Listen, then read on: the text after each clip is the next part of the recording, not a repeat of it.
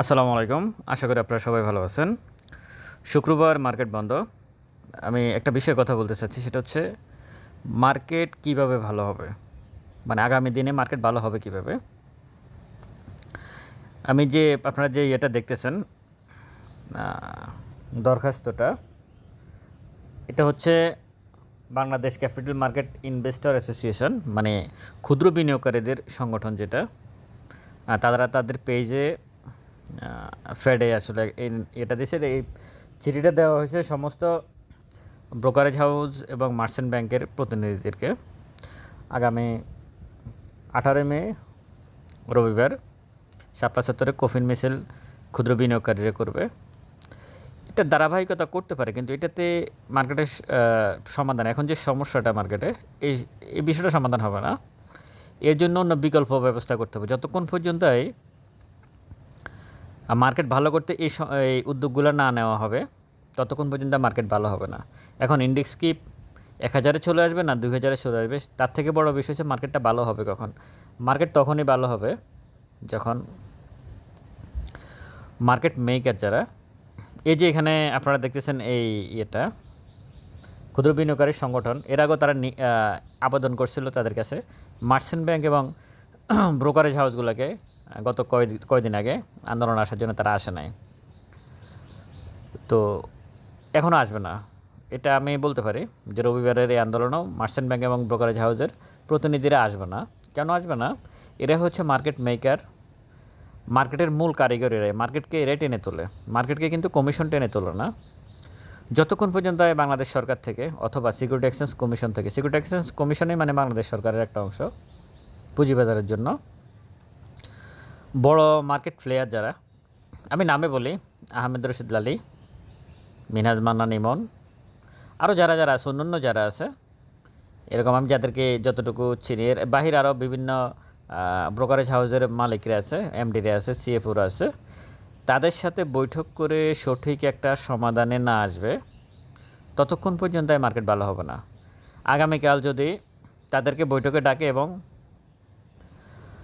সমাধানের পথ খোঁজে, তাহলে পরশু থেকে মার্কেট শুধু উপরের দিকে যেতে থাকবে। এখন আপনারা অনেকে ভাবতেছেন যে এদেরকে ডাকা মানে, মার্কেট মধ্যস্থ টাকার এদের ডাকা মানে এরা মার্কেটে কারসাজি করবে, সুতরাং কমিশন এদেরকে ডাকবে কেন? এরা তো 2 নম্বর লোক।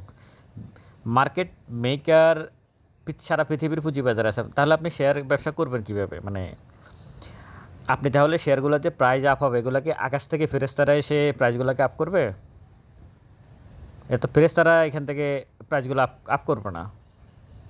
এরা তো কোনো না কোনো মেকার এটাকে টেনে তুলতে হবে। এখন এটাকে আমলিক গণনার মেকাররা তুলবে বিগত দিনে, না বিএনপি গণনার তুলবে, না রাশেদ মাকসুদ নিজে তুলবে, না তার ফ্যামিলির লোকজন তুলবে, না আপনি তুলবেন, না আমি তুলব। যে কাউকে না কাউকে সেকেন্ডারি মার্কেটের শেয়ারের প্রাইস বাড়াতে হবে। একটা বিষয় আপনারা অনেকেই আমি দেখতেছি মার্কেট সম্পর্কে ধারণা আছে, কিন্তু মূল বেসিক ধারণাটাই নেই।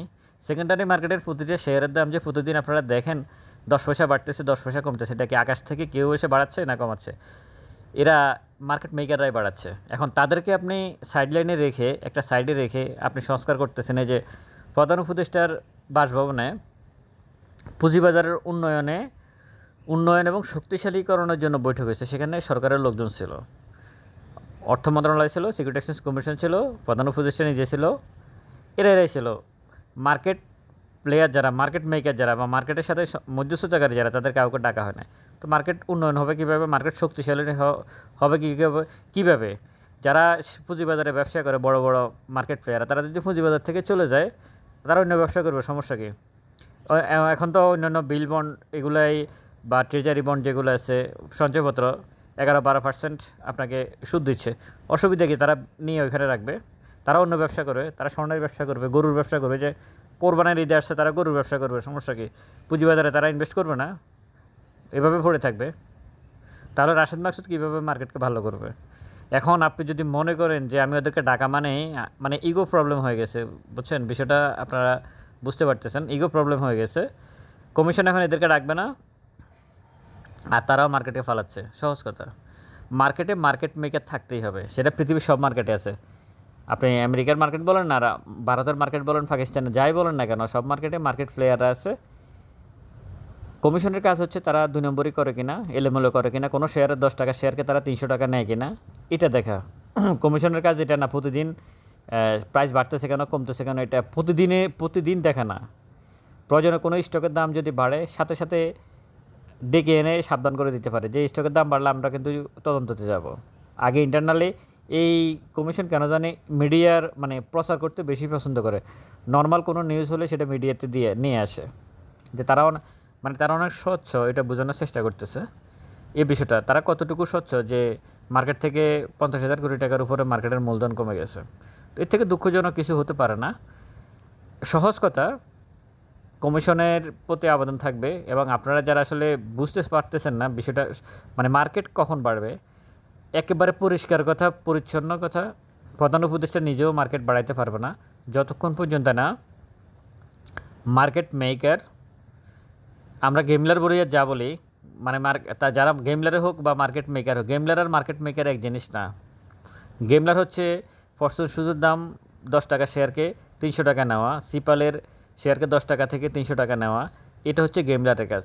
কিন্তু কোনো কোম্পানি যদি 10% ক্যাশ ডিভিডেন্ড দেয়, তার শেয়ারকে 10 টাকা থেকে 30 টাকা নেওয়া, 20 টাকা নেওয়া, 25 টাকা নেওয়া, এটা গেমলার না, এটা হচ্ছে মার্কেট মেকারের কাজ। দুইটা বিষয় সম্পূর্ণ আলাদা বিষয়, দুইটাই সম্পূর্ণ আলাদা বিষয়।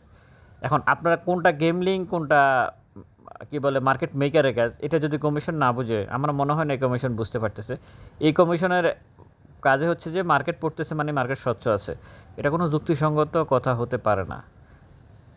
এখানে মার্কেট মেকারকে লাগবেই, আপনি যেই পাবেন তা না হলে মার্কেট এখানে শেয়ারের দাম বাড়বে না, পড়ে থাকবে, নিচেই পড়বে, তারা বের হয়ে যাচ্ছে।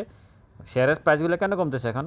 বড় বড় যারা আপনি জরিমানা করতেছেন হিউজ পরিমাণ, ভালোভাবে জরিমানা করতেছেন, তো বাকিরা দেখা গেছে একটা মার্কেটে আপনি জরিমানা করতেছেন, আরেকজন এখানে আসবে কেন, সে তো ভয় পাবে যে আমি গেলে আমারও তো বিগ ভলিউমের দেখা গেছে 100 কোটি 200 কোটি টাকার পোর্টফোলিও আমি তৈরি করব, তো আমাকে তো কোন দিক থেকে জরিমানা করে, আমি বাজারে যাওয়ার দরকার কি? বিষয়টা কিন্তু এখানে চলে আসছে এখন, যার কারণে মার্কেটে এখন আর কেউ নাই। বড় বড় মার্কেট মেকাররা মার্কেট থেকে সরে গেছে। এখন এই সংস্কার কমিশন কীভাবে সংস্কার করতেছে, কীভাবে মার্কেটকে টেনে তুলবে আল্লাহই ভালো জানে।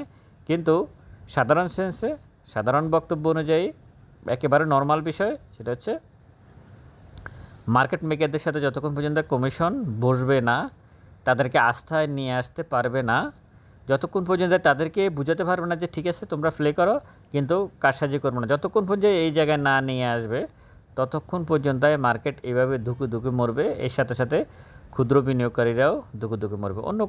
অন্য কোনো কিছু এখানে নাই। এই যে এখন টেকনিক্যাল অ্যানালিস্টরা কোথায় এখন একটু বলবেন আমাকে? যারা টেকনিক্যাল অ্যানালাইসিস করে, আমি যে বারবার বলি মার্কেট টেকনিক্যাল অ্যানালাইসিস কাজ করো না, এখন ওনারা কোথায়? আপনাদেরকে চিত্র কত কিছু এঁকে ঝুঁকে ক্যান্ডেল দেখাই দুখাই বলতেছে না, এখন কি ওগুলা কোনো কিছু কাজ করতেছে না। কেন করতেছে না? এটা সমস্যা হচ্ছে এখানে। মূল মার্কেট যখন আবার বাড়বে তখন দেখবেন আস্তে সবাই বের হয়ে আসছে আবার টেকনিক্যাল অ্যানালাইসিস করার জন্য। আপনারা একটু ধৈর্য ধরবেন। আর কখনো যদি এরকম নিউজ পান যে সিকিউরিটি এক্সচেঞ্জ কমিশন অথবা বাংলাদেশ সরকার মার্কেট মেকারদের সাথে বসে, মার্কেট মেকার বলতে ব্রোকারেজ হাউসকে ডাকছে, ডিবিএকে ডাকছে, মার্চেন্ট ব্যাঙ্কগুলোকে ডাকছে, ব্যক্তি শ্রেণীর বড় বিনিয়োগকারী আমি যাদের নাম বললাম তার 2-1জনকে ডাকছে, তাহলে বুঝবেন যে হ্যাঁ হয়তো একটা সমাধানের দিকে যাচ্ছে, আশা করা যাবে মার্কেট ভালো হবে। যদি কখনো এরকম মানে ডাকে তখন বুঝবেন যে, তখন থেকে আপনারা বুঝবেন যে ইন্ডেক্স বাড়বে এবং আপনাদের পোর্টফোলিওটা কিছুটা রিকভার হবে। এছাড়া এখন যে অবস্থায় আছে, যতক্ষণ পর্যন্ত সমাধান না হবে ততক্ষণ পর্যন্ত মার্কেট বাড়বে না। মার্কেট মেকারদের সাথে যতক্ষণ পর্যন্ত তারা কারসাজি করুক আর যাই করুক, তাদের সাথে যতক্ষণ পর্যন্ত কমিশনের বৈঠক হবে না, সমাধান হবে, ততক্ষণ পর্যন্ত মার্কেট বাড়বে না। এখন কমিশন সিদ্ধান্ত নেবে তারা কী করবে। যারা রাশেদ মাকসুদের পক্ষ নিচ্ছেন, গত 9 মাসে রাশেদ মাকসুদ কী অর্জন করছে মার্কেটে, আশা করি একটু ব্যাখ্যা দিবেন। উনি টাস্কফোর্স গঠন করছে, টাস্কফোর্স আবার ফোকাস গ্রুপ গঠন করছে, এখন আবার বিদেশি এক্সপার্ট নিয়ে আসবে 3 মাসের মধ্যে মার্কেটে। বিদেশি এক্সপার্ট সেখানে কী করবে? মানে এখানে কাজ কি বিদেশি এক্সপার্টের? কী কাজ করবে তারা? এখানে কিছু করতে পারবে মার্কেট মেকার যারা, তারা মার্কেট থেকে চলে গেছে। আপনি এক্সপার্ট আনলে কী হবে? আপনি একটা লোক মারা গেছে, আপনি তাকে যত রকমের বিশ্বের যত জায়গা থেকে ডাক্তার নিয়ে আসেন, আপনি কি তাকে বাঁচাতে পারবেন? পারবেন না তো। এখানে মার্কেট মেকার যারা, তারা মার্কেট থেকে বের হয়ে যাচ্ছে, তারা এই ব্যবসা করবে না। যারা এখানে মার্কেট মেকার, আমি যাদের নাম বলতেছি, ব্রোকারেজ হাউস, মার্চেন্ট ব্যাংক এবং ব্যক্তি শ্রেণীর বড় বিনিয়োগকারী, যারা তাদেরকে আমিও বলি এরাও দুষ্টের মধ্যে আছে, এরাও খারাপ লোক, কিন্তু আপনি তাদেরকে ছাড়া চলতে পারবেন না। তারা যদি বলে না আমি পুঁজিবাজারে ব্যবসা করবো না, আমি আগামী কোরবানির আছে আমি গরুর ব্যবসা করব, আপনি কি তাদেরকে আটকে রাখতে পারবেন? পারবেন না। তো সুতরাং তাদের সাথে যদি কখনও দেখেন সমাধান হয়, সেদিন বুঝবেন মার্কেট ভালো হচ্ছে, আর না হলে মার্কেট এইভাবে নিচের দিকেই যেতে থাকবে, কোথায় যাবে বলা মুশকিল। ভালো থাকবেন সবাই, আসসালামু আলাইকুম।